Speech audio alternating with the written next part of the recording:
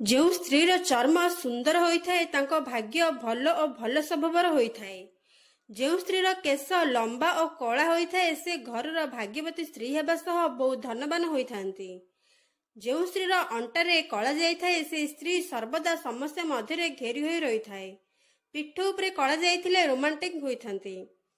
जो स्त्रीर ओठ लाल और कमल होइथाए से बहुत भाग्यशाली होइथाए।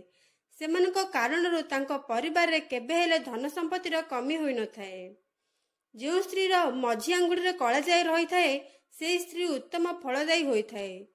एही स्त्री माने सुखी होइथांती और तांको जीवन शांतिपूर्ण होइथाए।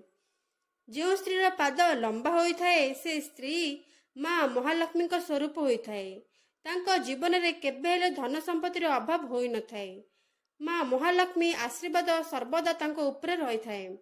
जो स्त्रीर बाम हाथ रे कला जाइथिले से व्यक्ति खर्चित स्वभावर होइथाए। आउ बाम हाथर उपरी भाग रे कला जाइथिले से स्त्री बहुत कंजूस होइथांती।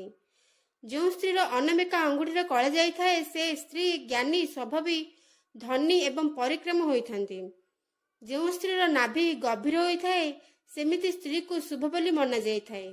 जदि नाभि गभीर और सीधा होइथाए तेबे से स्त्री सुख समृद्धि परिपूर्ण होइथाए। जो स्त्रीर कनिष्ठ आंगुठी उपरे कला जाइथिले से स्त्री संपत्तिवान होइथांती किंतु तांको जीवन सर्वदा दुखमय होइथाए। जो स्त्रीर चेहरा निज पितांक सहित मिसुथिबो से स्त्री बहुत भाग्यशाली होइथाए।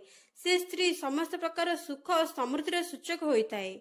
जो स्त्रीर आंगुठी लंबा एवं सुंदर होइथाए से स्त्री निजर स्वामी भाग्यशाली होइथाए। तांको कारणरू तांको स्वामी सफलता उच्चतम सीढ़ी रे पहुंची पारिथांती।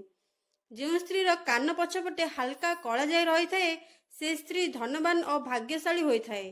से निज परिवार को संपूर्ण खुशी रे रखिथाए।